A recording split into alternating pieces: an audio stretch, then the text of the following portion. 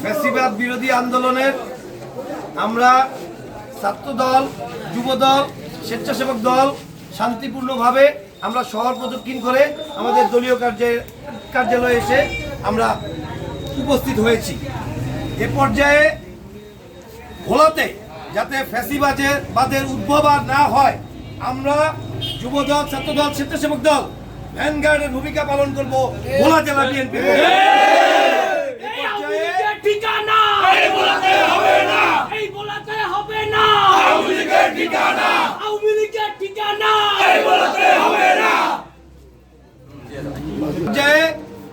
ভোলা জেলা ছাত্র দলের সম্মানিত সভাপতি রাসেলকে কিছু বলার জন্য অনুরোধ করছি। রহমানুর রহিম, ফ্যাসিবাদ বিরোধী আন্দোলন থেকে আমাদের শহীদ নূর আলম আব্দুর রহিমের রক্তের বিনিময়ে আমাদের এই গণতন্ত্র ফিরে এসেছে।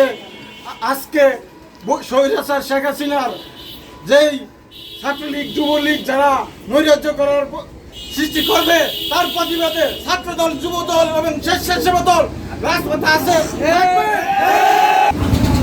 এ পর্যায়ে কিছু বলার জন্য অনুরোধ করছি ভোলা জেলা স্বেচ্ছাসেবক দলের সম্মানিত আহ্বায়ক জনাব মিজানুর রহমান নাসির। বিসমিল্লাহির রহমানির রহিম। আজ ছাত্রদল, যুবদল, স্বেচ্ছাসেবক দল এখনো মাঠে আছেন।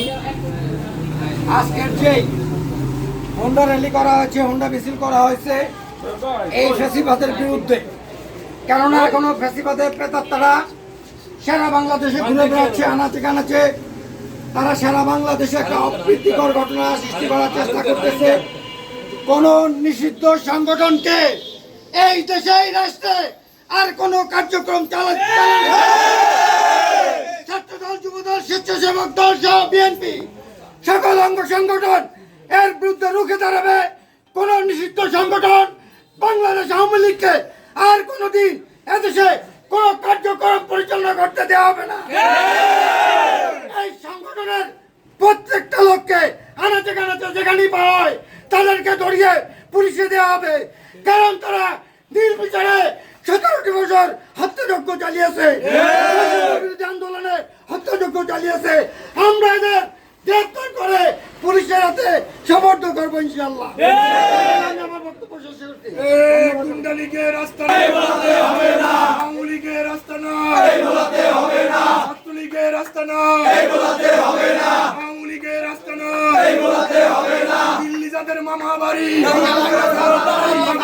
তাড়াতাড়ি, দিল্লি যাদের মামা বাড়ি।